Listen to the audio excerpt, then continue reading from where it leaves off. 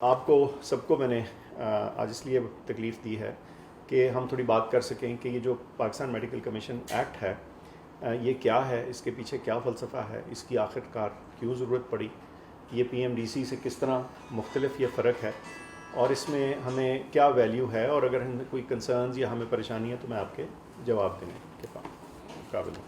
اچھا دیکھیں، ہر چیز جو ہے جو بھی ریگولیٹری فریم ورک یا انوائرمنٹ ہوتی ہے اس کو وقت کے ساتھ ہم آہنگ ہونا ہوتا ہے۔ It has to serve the needs of the day. اچھا، جب پاکستان میڈیکل ڈینٹل کاؤنسل بنی 1962 میں، تو as you can imagine that is now 58 years ago, اور the world has changed. There were not 100 and something medical colleges then, شاید ہم ایک دو ہاتھوں کی انگلیوں پہ گن سکتے تھے جتنے میڈیکل کالجز تھے۔ ایک فرق زمانہ تھا، ایک فرق طور طریقہ تھا، ٹیکنالوجی فرق تھی، لرننگ فرق تھی، اور گلوبل کنیکٹیوٹی اور جو ریکوائرمنٹس اور نیڈس ہیں وہ فرق تھی۔ تو while the P M D C serve well for many years, لیکن دو تین چیزیں اس میں جو ہیں قابل ذکر ہیں۔ ایک تو یہ کہ ایک کانسیپٹ ہے کہ جب ایک ریگولیٹر ہے، آفٹر آل چلیں پہلے یہاں سے شروع کرتے ہیں کہ کسی بھی ریگولیٹر کی ضرورت کیا ہے، اب وہ کیا ریگولیٹ کر رہا ہے اور وہ اس کا پرائمری مقصد کیا ہے۔ جو پروفیشنز کا ریگولیٹر ہے وہ فنڈامنٹلی اس لیے ایگزسٹ کرتا ہے کہ پروفیشنز کے اندر ایک سرٹن لیول آف کیپیبلٹی جو ہے وہ انشور کی جائے، کس کے لیے؟ عوام الناس کے لیے، پبلک کے لیے۔ سو پرائمریلی جو اس کا اسٹیک ہولڈر ہے، سب سے بڑا اسٹیک ہولڈر جو ہے وہ پبلک ہے، اور اس کا جو دوسرا امپورٹنٹ اسٹیک ہولڈر ہے وہ پروفیشن اٹ سیلف ہے، ٹھیک، اور تیسرا جو اسٹیک ہولڈر ہے وہ حکومت ہے، بیکاز جب کسی بھی پروفیشن کے اسٹینڈرڈز اونچے یا نیچے جائیں تو جواب دہ کون ہوگا؟ The government of the day. اچھا، اب ایسے ہے کہ ریگولیٹرز میں عام طور پہ جو ریگولیٹڈ اینٹیٹیز ہوتی ہیں وہ اس کرسی پہ یا اس میز پہ نہیں بیٹھتی۔ آپ کو مثال دیتا ہوں، اسٹیٹ بینک ہے۔ اب اسٹیٹ بینک ریگولیٹر کس کا ہے؟ بینکس کا ریگولیٹر ہے۔ کیا بینکس کے سی ای اوز اس میں بیٹھتے ہیں؟ نہیں، ٹھیک، اسٹیٹ بینک ان کا ریگولیٹر ہے، وہ خود سے اپنے آپ کو تو نہیں۔ اچھا، تو اوریجنل جو پی ایم ڈی سی تھا اس میں جو کاؤنسل تھی وہ ایک سنگل اینٹی تھی، جس میں میڈیکل کالجز کے جو پرنسپلز تھے، ڈینز تھے، وہ اس میں ممبرز ہوتے تھے۔ جو وہ ایکسپینڈ کیے میڈیکل کالجز، اس کے نمبرز بڑھ گئے۔ ایک پوائنٹ یہ آ گیا کہ وہ نمبرز اتنے ہو گئے کہ وہ انویلڈی ہو گئے۔ اگر ایک کمرے میں 85 لوگ ہوں گے یا 100 لوگ ہوں گے تو ظاہر ہے کانورسیشن اس طرح سے نہیں ہو سکتی۔ تو پھر انہوں نے ایک ایگزیکٹو کمیٹی کو جنم دیا جو اس کو مینیج کرتی تھی۔ لیکن جو بیسک چیز تھی وہ یہ تھی کہ جو انفلوئنس یا پاور یا اتھارٹی تھی وہ سینٹرلائزڈ انٹو ون اینٹی تھی۔ اوور سائٹ گورننس بھی ان کی تھی، ایکیڈیمک کو بھی وہ دیکھ رہے تھے، انسپیکشنز بھی وہ کر رہے تھے، اور ایک یہ چیز ہو گئی تھی کہ جو ریگولیٹڈ اینٹیز ہیں وہ ریگولیٹر پہ بیٹھی ہوئی تھی، ایک طرح کی سیلف ریگولیشن۔ اور دنیا جہان میں دیکھا گیا کہ self regulation really breaks down after certain point. اچھا، اب کیا کیا جائے؟ اگر آپ دائیں بائیں نظر دوڑائیں دوسرے ملکوں پہ تو بہت سی جگہوں میں جو ریگولیٹر ہے وہ گورنمنٹ اپوائنٹڈ ہونا شروع ہو گئے۔ بہت سی جگہوں میں اس کی کچھ پورشن جو ہے وہ میڈیکل یا فزیشین یا پروفیشنل لیڈ ہوتا ہے، اور کچھ جو ہے وہ سوسائٹی ایٹ لارج سے یا نان رجسٹرنٹس جن کو کئی دفعہ بولتے ہیں وہ ہیں۔ تو یہ جو پاکستان میڈیکل کمیشن ہے اس کا فنڈامنٹل جو لے آؤٹ ہے وہ یہ ہے کہ ایک اوپر کاؤنسل ہے جو اسینچلی اس کی گورننگ اینٹی ہے۔ گورننگ اینٹی میں آپ کے 9 ممبرز ہیں، ٹھیک، 2 ممبرز گورنمنٹ کے ہیں جو حکومت کی نمائندگی کریں گے، ایک فیڈرل سیکرٹری ہیلتھ اور ایک سرجن جنرل پاکستان۔ یہ تو 2 ہو گئے سرکاری ممبرز۔ اس کے علاوہ جو 7 ممبرز ہیں اس میں سے 3 ممبرز ایسے ہیں جو سوسائٹی کے کچھ سیگمنٹس کو ریپرزینٹ کرتے ہیں، لیکن very importantly P M C یا کسی ایسے ادارے کے اندر ایڈمنسٹریٹو، فائنینشیل اور خاص طور پہ پی ایم سی کے اندر لیگل ایشوز کافی ہوتے ہیں، تو ان کو لک آفٹر کرنے کے لیے، اس کے اندر ایڈیکویٹ انپٹ دینے کے لیے ان تینوں پروفیشن سے ایک چارٹرڈ اکاؤنٹنٹ، ایک لائر اور ایک فلینتھروپسٹ کو ڈالا گیا۔ باقی جو ممبرز ہیں وہ میڈیکل پروفیشن سے ہیں، جس میں ایک ڈینٹل سے ہے، باقی میڈیکل سے ہیں۔ اچھا، ایک شرط رکھی گئی اس میں، شرط یہ تھی کہ یہ جو ٹاپ گورننگ باڈی ہے، کیونکہ یہ رولز اور سسٹم کو بنائے گی اور چلائے گی، اس میں کوئی ایسا شخص نہیں ہونا چاہیے جو کسی بھی کالج کا डीन, प्रिंसिपल, ओनर, ऑपरेटर हो। वजह अदरवाइज फिर वही आप रेगुलेटेड एंटिटी, रेगुलेटर के अंदर रेगुलेटी को बिठा रहे। सो एक तो ये बहुत अहम चीज़ थी। दूसरा जो अगली लेयर है वो बहुत ज़्यादा इंपॉर्टेंट है, एक लिहाज से इससे भी ज़्यादा इंपॉर्टेंट है, वो है जो नेशनल एकेडमिक बोर्ड। उसमें 20 मेंबर्स हैं, और ये कौन है? ये एग्जैक्टली वो लोग हैं जिन्होंने डिटरमिन करना है कि आपका करिकुलम क्या होगा, आपको क्या पढ़ाया लिखाया जाएगा। उन्होंने बेसिकली जो आपके एकेडमिक स्टैंडर्ड्स हैं उनको सेट करना है। और सबसे अच्छा ये कौन सेट कर सकते हैं? हमारे टीचर्स, हमारे असातिज़ा, आवर फैकल्टी। तो वो लोग उसमें होंगे और वो डिटरमिन करेंगे कि क्या चीज़ किस तरह से चलेगी। उसके बाद फिर उसके अंदर नेशनल मेडिकल अथॉरिटी है जिसके अंदर एग्जीक्यूटिव मेंबर्स हैं, उनका काम जो एडमिनिस्ट्रेटिव और ऑपरेशनल मैनेजमेंट है। ये 3 लेयर्स में सेपरेटेड है चीज़। अच्छा, थोड़ा सा हम बात कर लेते हैं एडमिशन्स पे। जो एडमिशन है वो नेशनल एमडी कैट होगा। अच्छा, ये इसमें जो एक और फ़लसफ़ा जो इसमें बहुत अहम है वो ये है कि at the point of entry the country और the regulator needs to make sure कि जो यंग लोग, बच्चे, नौजवान उसके अंदर आ रहे हैं उनकी एक बेसिक मिनिमम एकेडमिक अचीवमेंट हो। उसकी वजह यह है कि आप 5 साल के लिए किसी को कमिट कर रहे हो पढ़ाई लिखाई के लिए, तो ये तो पता हो कि ये वो उस चीज़ को सहार सकेंगे, ये मेंटेन कर सकेंगे उसको। तो इन अदर वर्ड्स उनकी एक बेसिक एकेडमिक, अच्छा ये एक एंट्री एग्ज़ाम हो गया, ठीक है, जिसको एमडी कैट आप लोग अभी भी उससे फेमिलियर हैं। एक इसमें जो फ़र्क चीज़ आ रही है वो ये है कि एक एमडी कैट होगा, यकसां होगा, ताकि ये वेरिएशन, चेंजेस ये ना हो और उसकी सिंगल क्रेडिबिलिटी हो। अच्छा, पब्लिक कॉलेजेस के लिए एमडी कैट की 50% वेटेज होगी। जो प्रोविंशियल गवर्नमेंट्स हैं वो अपने एडमिशन्स कैरी आउट करेंगी प्रोविंस में। पब्लिक कॉलेज एडमिशन्स जो हैं वो प्रोविंशियल गवर्नमेंट की सेंट्रल मेरिट पॉलिसी है, जो भी वो होगी उसके बेसिस के ऊपर होगा। प्राइवेट कॉलेजेस जो हैं वो एडमिशन पॉलिसी अपने कॉलेज की इन एडवांस्ड वो अपनी एफिलिएटेड यूनिवर्सिटी जिसके साथ हैं उससे अप्रूव करवाएंगे और पीएमसी से। अच्छा, और जो एडमिशन पॉलिसी है हर कॉलेज की वो अनाउंस होगी annually eight conclusion of the previous years admissions. जो प्राइवेट कॉलेजेस हैं उनको इजाज़त होगी कि वो एमडी कैट के अलावा ओवर एंड अबव दैट अपना एडमिशन टेस्ट या कोई अपना क्राइटेरिया भी रख सकते हैं। जो तमाम लोग सिस्टम के अंदर एडमिट होंगे उनको, जैसे पहले भी था, उनको रजिस्टर होना पड़ेगा ताकि ये चीज़ वाज़ेह हो जाए कि कौन इस प्रोसेस में जो है वो कमिट हो चुका हो। अच्छा, एक और जो बहुत बहस आती है जिसका मैं जिक्र कर देता हूँ, वो है फ़ीस स्ट्रक्चर। ठीक, इस पे बहुत एंग्जाइटी है लोगों को, ये ख्याल है जी, लोग कहते हैं जी आपने उनको खुला छोड़ दिया, जो मर्जी वो करते फिर। पहली तो बात ये है कि जो पब्लिक कॉलेजेस की फ़ी है वो in any case provinces set करेंगे, वो जैसे अभी भी करते हैं। जो प्राइवेट कॉलेजेस जो हैं वो ईच प्राइवेट कॉलेज सेट करेगा ना। इसका मतलब ये नहीं कि वो आज़ाद है टू डू एनीथिंग, क्योंकि जो मैं आपको बाकी चीज़ें बताऊंगा तो आपको एहसास होगा कि जब आप उस फ्रेमवर्क को पूरा मीट करते हैं तो बहुत सारी चीज़ें ऑटोमेटिकली रेगुलेट हो जाती हैं और बल्कि ज़्यादा बेहतर तौर पर रेगुलेट होती हैं। अच्छा, जो इसकी जो प्रोविज़न है वो ये है कि supervisory regulation of PMC will be commensurate with facilities and quality of education. ये जो आइडिया है ना कि उनको बिल्कुल आप खुला छोड़ रहे हैं, ये बल्कि इसके बरक्स है। क्यों? हर कॉलेज ने अपने सालाना अकाउंट्स जमा करवाने होंगे, ऑडिटेड अकाउंट्स, और उससे चीज़ वाज़ेह हो जाएगी कि वो फ़ी में क्या ले रहे हैं, स्पेंड क्या कर रहे हैं।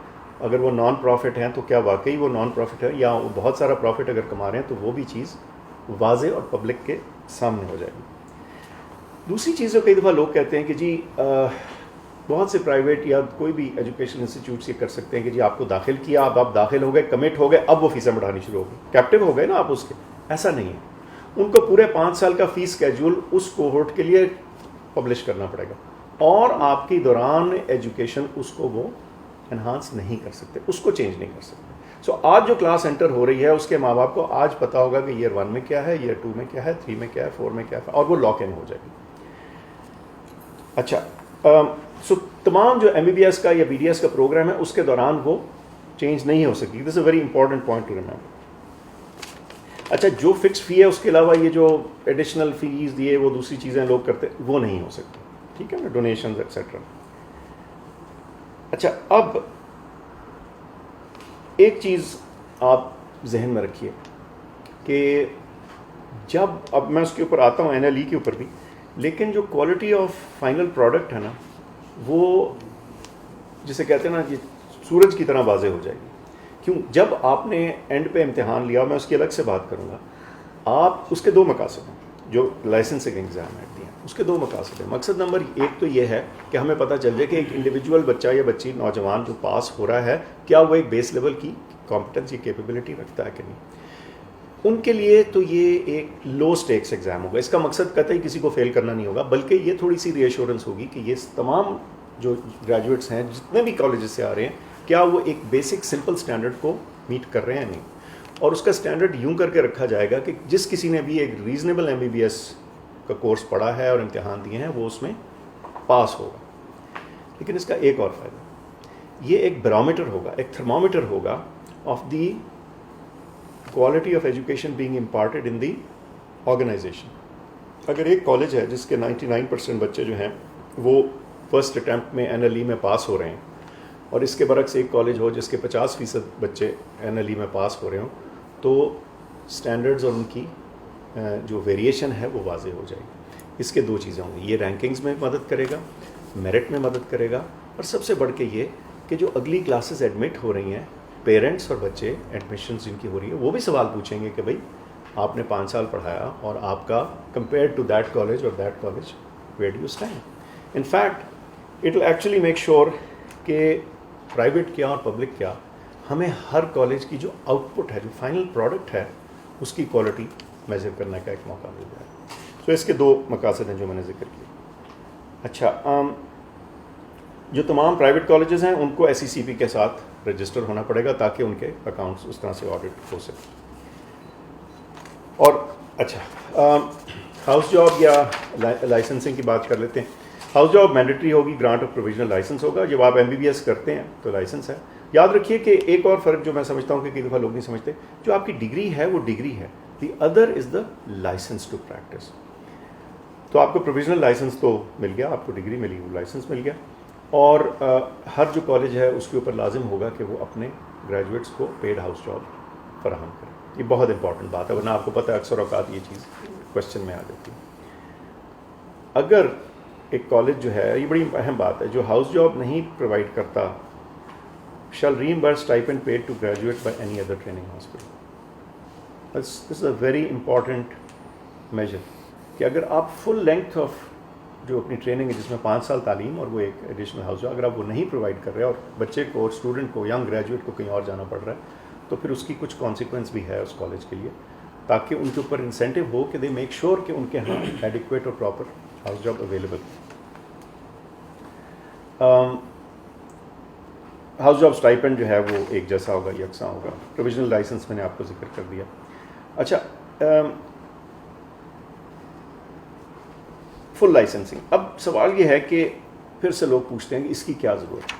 دیکھیے, ساری دنیا میں, اور یہ ہم اکیلے نہیں, ساری دنیا میں گریجولی لوگ اس طرف کو آ گئے ہیں. ڈگری اپنی جگہ, that's your educational qualification, that is certified by the HEC. In any case ان کا رول ہے یہ ہائر ایجوکیشن کے اوپر نظر رکھنے کا اور دیکھنے کا.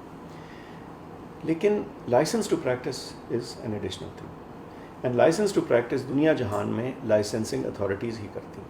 And this is to ensure کہ آپ کا ایک یونیفارم اسٹینڈرڈ ہو, اور وہ جیسے میں نے بتایا کوالٹی چیک بھی ہے. اس کا آئندہ آنے والے دنوں میں ایک اور فائدہ یہ بھی ہوگا کہ جب انٹرنیشنل ادارے یہ دیکھتے ہیں کہ ایک کنسسٹنٹ باڈی ایک امتحان لے رہی ہے اور وہ ویریفائبل اور کریڈیبل امتحان ہے اور اکراس دا بورڈ ہے, تو یہ بھی عین ممکن ہے کہ وہ اپنے جو ان کے اپنے پلیب اور اس طرح کی چیزیں ہیں اس میں بھی ہو سکتا ہے وہ کسی قسم کی برابری ایکویولنس گرانٹ کرے. یہ میں آئی کانٹ گارنٹی, نیچرلی یہ تو ان کے اس پر ہے, لیکن جب آپ یہ چیز تعین کر دیتے ہیں تو خود بخود اس کی جو ٹرسٹ اور ویریفائبلٹی ہے وہ بہتر ہو جاتی ہے.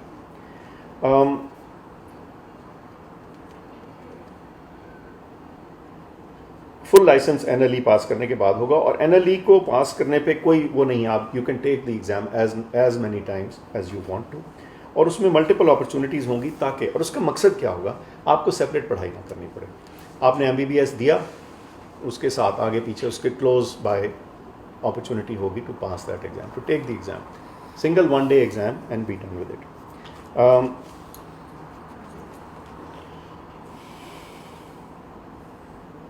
کچھ اور بھی ڈیٹیلز ہیں, we can talk about that in little bit. Academic board کیا کرے گا؟ ایکیڈیمک بورڈ جو ہے وہ accreditation standard for recognition and affiliation of medical dental college وہ ڈٹرمن کرے گا. ان ادر ورڈ اسٹینڈرڈس جو ہیں وہ ایکیڈیمک بورڈ تعین کرے گا. اس کی جو اپلیکیشن ہے وہ of course will be to the universities regulator, اور یونیورسٹیز کا ریگولیٹر کون ہے؟ HEC. جو کریکولم ہے وہ مینڈیٹری فالو کرنا ہوگا. ایکیڈیمک بورڈ کے پاس یہ حق ہوگا کہ وہ ڈٹرمن کریں گے کہ جی یہ چیز ہے جو نیشنل کریکولم میں BDS میں یا MBBS میں ہونا لازم ہے, اس سے آپ باہر نہیں جا سکتے. وہ ری ویلیڈیشن کی بھی اسٹینڈرڈز وہ سیٹ کریں گے. جو فارن انسٹیٹیوشنز ہیں ان کو ریکگنائز کرنا یا نہ کرنا وہ بھی ان کے اختیار میں ہوگا, کیونکہ یہ بھی ایک بہت امپورٹنٹ فیکٹ ہے. اور of course any college failing to meet the standard shall not be recognized. اچھا, ریکگنیشن اور انسپیکشن میں PMC جو ہے وہ ریکگنائز بھی کرے گی, نوٹیفائی بھی کرے گی foreign under graduate and post graduate institutions, تاکہ اس کے اوپر بھی ایک نظر اور کنٹرول ہو. اور اسی طرح Pakistani and foreign post graduate qualifications کو بھی PMC دیکھے گی. اس کے علاوہ جب کنٹینیوس پروفیشنل ڈیولپمنٹ یا CME ٹائپ چیزیں آتی ہیں وہ بھی انہی کے ڈومین میں ہوں گی. اور PMC can carry out inspection for any recognition that it seeks to grant. تو یہ بھی ان کے پاس ایک طرح کا اسپیشل رائٹ حاصل ہے کہ وہ کسی وقت بھی دیکھ سکتے ہیں اس کو. اچھا, جو انڈر گریجویٹ کالجز ہیں ان کی جو فنڈامنٹل انسپیکشن ہے will be by HEC and affiliated university as per accreditation criteria notified by the PMC academic board. اب اس کو تھوڑا سا سمجھیے. اسٹینڈرڈ ایک اینٹی سیٹ کر رہی, کرنا کسی اور نے. سو اس کو deliberately there is a separation between the entity that is setting the standard and the entity that is actually going to check on that standard. تھوڑی سی separation of duties ہے, otherwise بہت جب centralize آپ کر دیتے ہیں تو it leads to all sorts of other difficulties.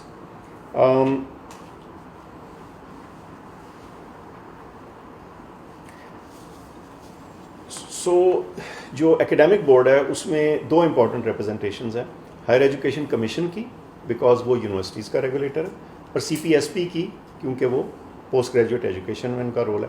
تو یہ دونوں پوسٹ گریجویٹ باڈیز جو ہیں یہ اس ایکیڈیمک بورڈ پہ بیٹھیں گی تاکہ وہ بتا سکیں کہ جو ہمیں پروڈکٹ چاہیے آپ سے جو تیار ہو کے آئے گی وہ اس کے بارے میں وہ ان پٹ دے سکیں. اور نیچرلی میں نے آپ کو بتایا باقی جو ہیں سارے وہ سینئر فیکلٹی ہوگی. اچھا, کسی نے یہ پوچھا کہ آپ نان جو لائسنسنگ ڈگریز ہیں وہ کیوں نہیں کر رہے تھے.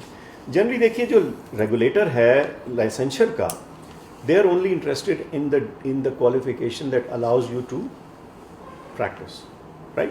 You may have an additional qualification and something else. اس کی جو ریکگنیشن ہے وہ کون عطا کرتا ہے؟ HEC. That does not, because it's not something that is required to practice medicine. Remember this is about licensure, not about the degree. Degree کی ویریفیکیشن یا ویراسٹی ابھی بھی آلریڈی ہائر ایجوکیشن کمیشن دیکھتا ہے. سو یہ دو فرق چیزیں. کچھ تھوڑے مسلینیس سے ایک آدھ سوال تھے, لوگ کئی دفعہ پوچھتے ہیں کہ جی یہ پیچھے جو MBBS جو بیسک ڈگریز ہیں, بیسک سائنسز ہیں, ان کو نان MBBS کیوں؟ Through the life of PMDC naan MBBS PhDs pharmacology basic sciences پڑھاتے رہے ہیں, اور آپ کے بڑے ٹاپ کالجز میں بھی ایسے لوگ رہے ہیں جو who were not MBBS but actually had PhDs or MPhils in the requisite areas. میں تو کسی کو on a slightly lighter note but seriously کہہ رہا تھا کہ کیا ہم واٹسن اور کرک اگر آ جائیں ہمیں مولیکولر بایولوجی پڑھانے تو ہم ان سے نہیں پڑھیں گے. دیکھیے جو بیسک سائنسز کے اندر پڑھائی ہے, جو ایکیڈیمک اچیومنٹ ہے, وہ انہوں لوگوں نے اختیار کی ہوتی ہے, حاصل کی ہوتی ہے, اور اسی کے بیسس پہ وہ آپ کو پڑھاتے ہیں. آف کورس وہ چیزیں میڈیکلی ریلیونٹ ہوتی ہیں, لیکن وہ میڈیکلی ریلیونٹ چیزیں ان فیکلٹیز کو بھی پتہ ہے کہ کیا. اگر کوئی ایک بایو کیمسٹ ہے تو وہ آپ کو پلانٹ بایو کیمسٹری تو نہیں پڑھائے گا, وہ آپ کو میڈیکل بایو کیمسٹری ہی پڑھائے گا. تو these are some of the miscellaneous questions جو آئے ہیں, اور بھی آ سکتے ہیں. So I stop here and see if there are thoughts and